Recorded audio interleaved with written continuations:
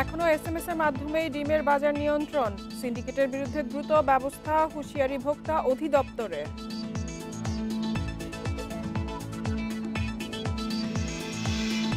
জুলাইয়ের জন্য এলপিজির দাম বাড়ালো বিইআরসি, 12 কেজিতে 3 টাকা বেড়ে 1366 টাকা।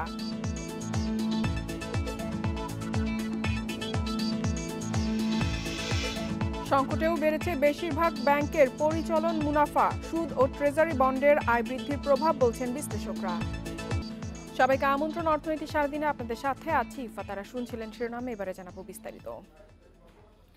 এখনো এসএমএস এর মাধ্যমেই নিয়ন্ত্রণ করা হচ্ছে ডিমের বাজার। এই চক্রকে থামানো না গেলে ডিমের দাম আরও বাড়বে বলে অভিযোগ খামারিদের। এই সিন্ডিকেটের বিরুদ্ধে ব্যবস্থা নেওয়ার কথা জানান ভোক্তা অধিকারের মহাপরিচালক AHM শফিকুজ্জামান। মঙ্গলবার ভোক্তা অধিদপ্তরের ডিমের বাজার নিয়ে মতবিনিময় সভায় তিনি এই কথা জানান।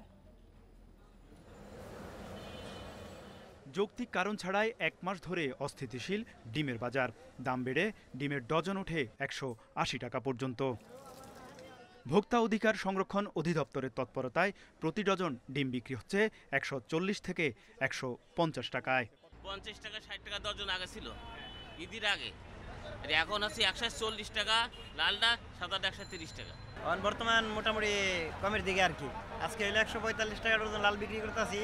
মঙ্গলবার ডিমের বাজার নিয়ে ব্যবসায়ী প্রতিনিধিদের সাথে মতবিনিময়ের আয়োজন করে ভোক্তা অধিকার। ব্যবসায়ীদের দাবি, বাজারে কর্পোরেট প্রতিষ্ঠানের শেয়ার কম, তাই তাদের সিন্ডিকেট করার সুযোগ নেই। তবে খামারিদের দাবি, এসএমএস এর মাধ্যমে ডিমের বাজার নিয়ন্ত্রণ করে কর্পোরেট প্রতিষ্ঠানগুলো।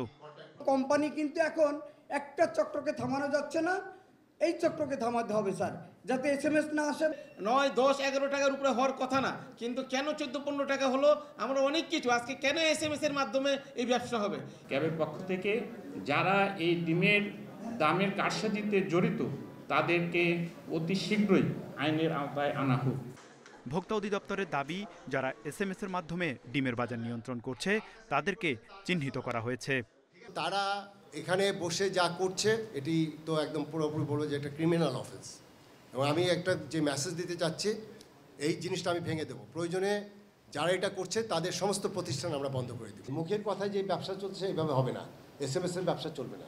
পাইকারি ও খুচরায় মূল্য তালিকা টানানো বাধ্যতামূলক হলেও মানে না কেউ। এটি মানা ছাড়াও ব্যবসায়ীরা পাকা ভাউচার না রাখলে ব্যবস্থা নেওয়ার হুঁশিয়ারি ভোক্তা অধিদপ্তরের। তৌহিদ রানা, ইন্ডিপেন্ডেন্ট নিউজ, ঢাকা।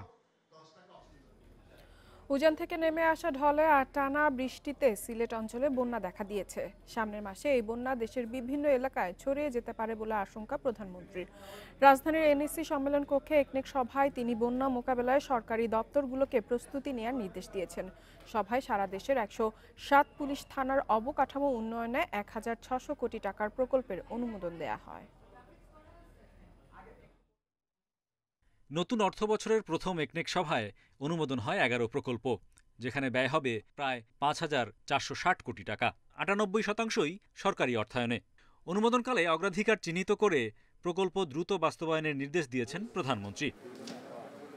সভা শেষে সংবাদ সম্মেলনে বলা হয়, উন্নয়ন প্রকল্পে 2 থেকে 3 ফসলি জমির ব্যবহার না করার নির্দেশ দেন সরকার প্রধান। জানানো হয়, প্রধানমন্ত্রী আশঙ্কা করছেন বন্যার ব্যাপকতা নিয়েও। বর্ষাকালে মাঠ পর্যায়ে বাস্তবায়ন ব্যাহত হওয়ায় নতুন উন্নয়ন প্রকল্পের দাপ্তরিক কাজ শেষ করার তাগিদ দেন প্রধানমন্ত্রী। এটি একদম ক্যাটাগরিক্যালি বলেছেন যে বৃষ্টি যেভাবে বাড়ছে আমাদের উজানে, আমরা সেটার একটা ইফেক্ট আমাদের উপর পড়বে এবং আগস্টে একটা বন্যা হওয়ার উনি আশঙ্কা ব্যক্ত করেছেন এবং সকলকে উনি এই বন্যাকে মোকাবেলার জন্য একটা প্রস্তুতি নেওয়ার জন্য আগাম নির্দেশনা দিয়েছেন। সারা দেশে 107টি পুলিশ থানায় 9 ক্যাটাগরিতে ভবন হবে। শহর ও শহরতলি বিবেচনায় ব্যারাক ও প্রশাসনিক ভবন। এর আগে 177টি পুলিশ থানায় এমন ভবন নির্মাণ হয়। বাকি 355 পুলিশ থানার জন্য সুনির্দিষ্ট একটি প্রকল্প নেয়ার নির্দেশ দিয়েছেন প্রধানমন্ত্রী। মূল্যায়ন করে করে আইএমডি আছে, তারা দেখবেন। অন্যান্য আমরা গ্রাউন্ডে দেখছি, সংশ্লিষ্ট মন্ত্রণালয় দেখছেন, স্বরাষ্ট্র মন্ত্রণালয় দেখছেন, ওই এলাকার এমপি সাহেবরা দেখছেন, অনেক তদারকির অনেক অংশীজন রয়েছেন। তারা কিন্তু এটা দেখবেন এবং এটা বাস্তবায়ন কিন্তু আস্তে আস্তেই হবে। বাট এই যে একটা সিদ্ধান্ত যে এগুলিকে ফেলে রাখা যাবে না। অনুমোদন পাওয়া প্রকল্পের মধ্যে কুমিল্লা শালদা কসবা সড়ককে মহাসড়কে উন্নীত করতে ব্যয় হবে প্রায় ১৪০০ কোটি টাকা। ১৮২ কোটি টাকা খরচ বেড়েছে ইসলামী আরবি বিশ্ববিদ্যালয়ে। আর ঢাকা অঞ্চলের কৃষি উন্নয়নে নেওয়া হয়েছে ১৪৫ কোটি টাকার প্রকল্প। কৃষিকাজ যেন ব্যাহত না হয়। Hari Saha, independent news, Dhaka. এলপিজির দাম ৩ টাকা বাড়িয়েছে Bangladesh energy regulatory commission BERC. জুলাইয়ের জন্য ১২ কেজির সিলিন্ডারের দর নির্ধারণ করা হয়েছে ১,৩৬৬ টাকা। মঙ্গলবার রাজধানীতে বিইআরসি কার্যালয়ে এক সংবাদ সম্মেলনে নতুন দর ঘোষণা করেন সংস্থার চেয়ারম্যান নুরুল আমিন। এলপিজি তৈরির মূল উপাদান প্রোপেন ও বিউটেন বিভিন্ন দেশ থেকে আমদানি করা হয়। প্রতি মাসে এলপিজির এই দুই উপাদানের মূল্য প্রকাশ করে সৌদি আরবের প্রতিষ্ঠান আরামকো। সৌদি সিপিকে ভিত্তিমূল্য ধরে দেশে এলপিজির দাম সমন্বয় করে নিয়ন্ত্রণ সংস্থা বিইআরসি।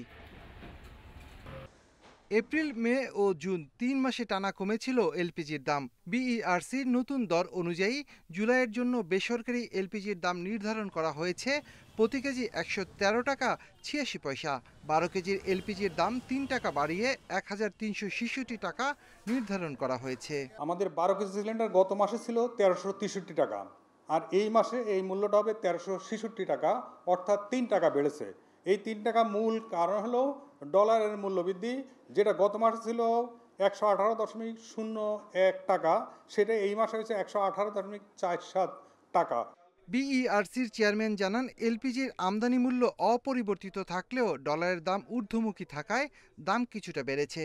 আমাদের প্রতি কেজি এলপিজির মূল্য গত মাসে ছিল ১১৩ টাকা ৫৫ পয়সা, এটা এই মাসে হবে ১১৩ টাকা ৮৬ পয়সা, অর্থাৎ ৩১ পয়সা বেড়েছে। প্রতি লিটার অটো গ্যাসের মূল্য ছিল ৬২ টাকা ৫৩ পয়সা গত মাসে, এই মাসে হয়েছে ৬২ টাকা ৭০ পয়সা, অর্থাৎ প্রতি লিটার বেড়েছে ১৭ পয়সা, এবং আজকে সন্ধ্যা থেকে এই মূল্যটা কার্যকর হবে। প্রতি মাসেই এলপিজির দাম নির্ধারণ করে বিইআরসি, যদিও সব জায়গায় কার্যকর হতে দেখা যায় না সরকার নির্ধারিত দাম। Shafiul Alam Sujan, independent news, Dhaka. অর্থনীতির নানা সংকটের মধ্যেও বছরের ৬ মাসে বেশিরভাগ ব্যাংকের পরিচালন মুনাফা বেড়েছে। মূলত ঋণের সুদ হার বৃদ্ধির পাশাপাশি বিভিন্ন চার্জ, কমিশন ও ট্রেজারি আয়ের কারণে বেড়েছে পরিচালন মুনাফা। বেসরকারি খাতে ঋণ কম গেলেও অন্যান্য খাতে ব্যাংকগুলো ভালো ব্যবসা করছে বলে মনে করছেন ব্যাংক সংশ্লিষ্টরা। বৈদেশিক মুদ্রার তীব্র সংকট, কম ঋণ আদায়, তারল্য সংকট, মাত্রা অতিরিক্ত খেলাপি ঋণ, মূলধন ও প্রভিশন ঘাটতি সহ নানা সমস্যায় জর্জরিত দেশের ব্যাংকগুলো। এরপরও গত ৬ মাসে কোনো ব্যাংকের পরিচালন মুনাফা বেড়েছে ১০ কোটি থেকে ৫৫০ কোটি টাকা পর্যন্ত, যদিও এটি ব্যাংকের প্রকৃত মুনাফা নয়। সোমবার বেশিরভাগ ব্যাংক বছরের প্রথম ৬ মাসের লাভ ক্ষতির হিসাব চূড়ান্ত করেছে। জানুয়ারি-জুন সময়ে সোনালী ব্যাংকের পরিচালন মুনাফা ২,২৬০ কোটি টাকা। গত বছরের একই সময়ে মুনাফা ছিল ১,৬৮০ কোটি টাকা, অর্থাৎ এক বছরে পরিচালন মুনাফা বেড়েছে ৫৮০ কোটি টাকা। রূপালী ব্যাংকের মুনাফা হয়েছে ৪৫০ কোটি টাকা। বেসরকারি ব্যাংকগুলোর মধ্যে সাউথ ইস্ট ব্যাংকের এক বছরে পরিচালন মুনাফা বেড়েছে ১৭২ কোটি টাকা। ব্যাংক সংশ্লিষ্টরা বলছেন, সুদ হার বাড়ায় ব্যাংকগুলোর আয় বেড়েছে। এছাড়া ট্রেজারি বন্ড থেকে এবার ভালো আয় হয়েছে। বিভিন্ন চার্জ, কমিশন থেকেও মুনাফা বেড়েছে। সব মিলিয়ে ব্যাংক খাত আগের চেয়ে ভালো ব্যবসা করেছে। গভর্নমেন্ট বরোইং বেশি হওয়ার কারণে বিল বন্ডের দাম অনেক বেড়েছে। সেটা ব্যাংকের আমানত, নন ব্যাংকের আমানত অথবা সঞ্চয়পত্রকে ছাড়িয়ে গেছে। তার মানে লোন কম গেছে এবং এই কোর ব্যাংকিং থেকে ইনকামের চেয়েও ট্রেজারি ফাংশন থেকে ইনকামটা বেশি হয়েছে। এদিকে বিপুল পরিমাণ ঋণ পুনর্তফসিল সত্ত্বেও চলতি বছরের মার্চ শেষে ব্যাংক খাতে খেলাপি ঋণ দাঁড়িয়েছে ১,৮২,০০০ কোটি টাকা। এসব ঋণের বিপরীতে প্রভিশন রেখে সরকারের কর পরিশোধের পর নিট মুনাফার হিসাব হবে। ইফা তারা, ইন্ডিপেন্ডেন্ট নিউজ। দ্বিতীয় স্ত্রী শাম্মী আক্তার শিবলি এবং বড় ছেলে অর্ণবের নামেও সম্পদের পাহাড় গড়েছেন আলোচিত রাজস্ব কর্মকর্তা মতিউর রহমান। শাম্মী আক্তারের আয়কর নথিতে মিলেছে প্রায় ৩৮ কোটি টাকার সম্পদের লক্ষ্য, আর অর্ণবের নথিতে আছে প্রায় ২৭ কোটি টাকা। তবে বাজার মূল্যে দুজনের সম্পদ শত কোটি টাকা ছাড়াবে বলে ধারণা কর কর্মকর্তাদের। দ্বিতীয় স্ত্রীকে অনেকটা গোপনে রাখলেও তাকে সম্পদ দেওয়ার ব্যাপারে কৃপণতা করেননি আলোচিত কাস্টমস কর্মকর্তা মতিউর রহমান। আয়কর নথি বিশ্লেষণে মিলেছে যার প্রমাণ। সবশেষ আয়কর নথিতে দেখা গেছে শাম্মীর হাতে ও ব্যাংকে অলস আছে ২৭.৫ কোটি টাকা, বিভিন্ন কোম্পানিতে বিনিয়োগ ৫ কোটি টাকা, এফডিআর ও ডিপিএসে আছে ১ কোটি ২০ লাখ। শাম্মীর নামে ঢাকায় আছে ৪টি ফ্ল্যাট, চট্টগ্রামে ২টি, এর মধ্যে একটির আয়তন ৫,৫০০ বর্গফুট। জমি ফ্ল্যাট মিলিয়ে অকৃষি সম্পত্তির দাম দেখানো হয়েছে ৫.৫ কোটি টাকা। বৈধ আয়ের সাথে সামঞ্জস্যপূর্ণ কিনা, সংশ্লিষ্ট কর্মকর্তার যে বৈধ আয় তার সাথে সামঞ্জস্যপূর্ণ কিনা সেটি পরখ করে দেয়, এবং সেটি যদি সামঞ্জস্যপূর্ণ না হয় তাহলে জবাবদিহিতা নিশ্চিতের প্রধান সূত্রটা পাওয়া যায়, মূল সূত্রটা পাওয়া যায়। শাহজালাল ইকুইটি ম্যানেজমেন্ট সহ ৮ কোম্পানিতে মালিকানা আছে মতিউরের প্রথম স্ত্রীর সন্তান আহমেদ তৌফিকুর রহমান অর্ণবের। এসব কোম্পানিতে বিনিয়োগের পরিমাণ ১১ কোটি টাকা। বিভিন্ন কোম্পানিকে অর্ণব ঋণ দিয়েছেন ৯.৫ কোটি টাকা। নিজের মালিকানায় থাকা ফ্ল্যাট ও অকৃষি জমির দাম দেখিয়েছেন ৬ কোটি টাকা। হাতে আছে নগদ ২ কোটি। শেয়ার বাজার ব্যাংকে আছে আরও কোটি টাকা। তবে বোনের কাছে ৩ কোটি টাকা ঋণ দেখিয়েছেন অর্ণব। এই ধরনের ব্যক্তিকে হাত দিতে গেলে কান টানলে যেভাবে মাথা আসে সেভাবে যে মাথাগুলো আসবে সেগুলোকে আনার মতো সৎসাহ দৃঢ়তা সংশ্লিষ্ট কর্তৃপক্ষের আছে কিনা সেটা নিয়ে আমার সন্দেহ আছে। মতিউরের নিজের, প্রথম স্ত্রী ও বড় মেয়ের আয়কর নথিতে দেখানো আছে ৭২ কোটি টাকা। কাগজে কলমে দেখানো ৫ জনের সম্পদের পরিমাণ ১৩৬ কোটি টাকা। বাস্তবে যার বাজার মূল্য অনেক বেশি। এনবিআর কর্মকর্তারা জানান ভাইদের নামেও সম্পদ গড়েছেন মতিউর রহমান। Ruhul Amin, independent news, Dhaka. কাস্টমসের আমদানি রপ্তানি নিয়ন্ত্রণ ব্যবস্থা আসাইকুডা ওয়ার্ল্ড নিরীক্ষা করতে যাচ্ছে জাতীয় রাজস্ব বোর্ড এনবিআর। আসাইকুডায় বারবার জালিয়াতি হওয়ার প্রেক্ষিতে নিরীক্ষার চিন্তা করছেন এনবিআর চেয়ারম্যান। মঙ্গলবার বিষয়টি নিয়ে তিনি সংশ্লিষ্ট কাস্টমস কর্মকর্তাদের সাথে পরামর্শ করেন। কর্মকর্তারা জানান জাতিসংঘের সংস্থা আংটাডের মাধ্যমে অথবা অন্য কোনো সংস্থার মাধ্যমে নিরীক্ষা করা যায় কিনা তা যাচাই বাছাই করা হবে, তারপরে চূড়ান্ত সিদ্ধান্ত নেওয়া হবে। আসাইকুডায় জালিয়াতি করে বারবার চট্টগ্রাম বন্দর থেকে পণ্য খালাস করে নিয়ে যাচ্ছে সংঘবদ্ধ অপরাধী চক্র। গত সপ্তাহে এমন একটি জালিয়াতির ঘটনা ধরা পড়ে। চট্টগ্রাম কাস্টমস হাউসের একজন উপ কমিশনারের আইডি পাসওয়ার্ড দিয়ে সিগারেটের চালান খালাসের চেষ্টা করা হয়, কিন্তু শেষ পর্যন্ত তা ধরা পড়ে। তা নিয়ে সংবাদ প্রচার করে ইন্ডিপেন্ডেন্ট টেলিভিশন। জুন শেষে দেশের নিট রিজার্ভ দাঁড়িয়েছে ১,৬০৩ কোটি ডলারে। এছাড়া গ্রস রিজার্ভের অবস্থান করছে ২,৬৮২ কোটি ডলারে। এবারই প্রথম নিট রিজার্ভের হিসাব জানালো বাংলাদেশ ব্যাংক। বাংলাদেশ ব্যাংক সাধারণত রিজার্ভের নিট হিসাব প্রকাশ করে না। মঙ্গলবার কেন্দ্রীয় ব্যাংক এ তথ্য প্রকাশ করেছে। এ সময় বিপিএম ৬ অনুযায়ী রিজার্ভ দাঁড়িয়েছে ২,১৮৩ কোটি ডলারে। গেল ২৬ জুন আইএমএফ এর পাওয়া ঋণের অর্থে বাংলাদেশের রিজার্ভ বেড়ে ২,৭১৫ কোটি ডলারে উঠেছে। এর আগে তৃতীয় কিস্তির অর্থ পেতে জুন শেষে নিট রিজার্ভ ১,৪৭৬ কোটি ডলার রাখার শর্ত দেয় আইএমএফ। স্মার্ট বাংলাদেশ বিনির্মাণে আগামী ২০৩১ সালের মধ্যে শতভাগ ক্যাশলেস পেমেন্টের লক্ষ্য অর্জনে কাজ করছে সরকার। এর জন্য বেসরকারি খাতকে নানাভাবে সহায়তা করা হচ্ছে বলে জানিয়েছেন অর্থ প্রতিমন্ত্রী ওয়াসিকা আয়েশা খান। বুধবার আমেরিকান চেম্বার অফ কমার্স আয়োজিত স্মার্ট বাংলাদেশ বিনির্মাণে অর্থনীতির অন্তর্ভুক্তি শীর্ষক সেমিনারে তিনি একথা বলেন। জানান শিক্ষা, স্বাস্থ্য ও অবকাঠামো নির্মাণ সহ টেকসই অর্থনীতি গড়তে কাজ করছে সরকার। পাশাপাশি দারিদ্র্য বিমোচনেও সরকারের উদ্যোগ তুলে ধরেন প্রতিমন্ত্রী। দেশের অর্থনীতিকে সৃজনশীল আখ্যা দিয়ে তিনি বলেন, বাজার ভিত্তিক সুদের হারের সুফল পেতে কিছুটা সময় লাগবে। অনুষ্ঠানে বিনিয়োগ বাড়াতে আর্থিক খাতের সংস্কারের দাবি জানান ব্যবসায়ীরা। কাস্টমস ও বন্দর ব্যবস্থাপনায় আধুনিকায়ন হলে রপ্তানি বাড়বে বলে মত দেন তারা।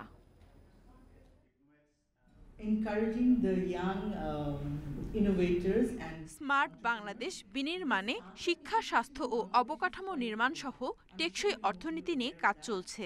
আমরা ২০৩১ সালের মধ্যে শতভাগ ক্যাশলেস পেমেন্টের লক্ষ্য অর্জনে কাজ করছি। বাজার ভিত্তিক সুদ হারের সুফল পেতে কিছুটা সময় লাগবে।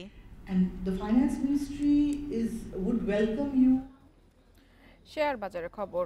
নতুন অর্থ বছরের সূচক বেড়েছে দেশের ২ শেয়ার বাজারে। ডিএসসির প্রধান সূচক বেড়েছে ১১ পয়েন্ট, তবে লেনদেন আগের দিনের চেয়ে কমেছে ২৭২ কোটি টাকার বেশি।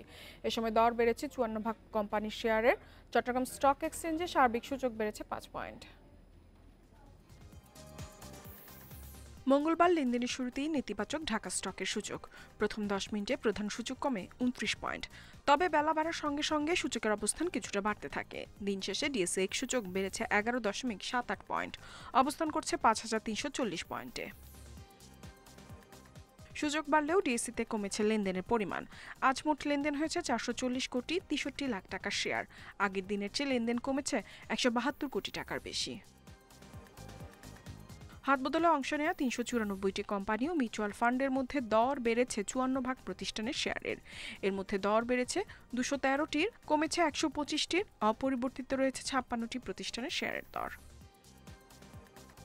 সবচেয়ে বেশি লেনদেন হওয়া প্রতিষ্ঠানের তালিকায় প্রথম বিচ হ্যাচারি, দ্বিতীয় সালভো কেমিক্যাল, তৃতীয় অবস্থানে আলিফ ইন্ডাস্ট্রিজ।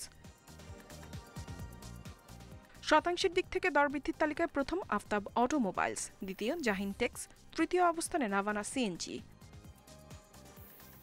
অন্যদিকে চট্টগ্রাম স্টক এক্সচেঞ্জে সার্বিক সূচক বেড়েছে 5 পয়েন্টের উপর, লেনদেন 13 কোটি 56 লাখ টাকার শেয়ার। ইফাতারা, independent news.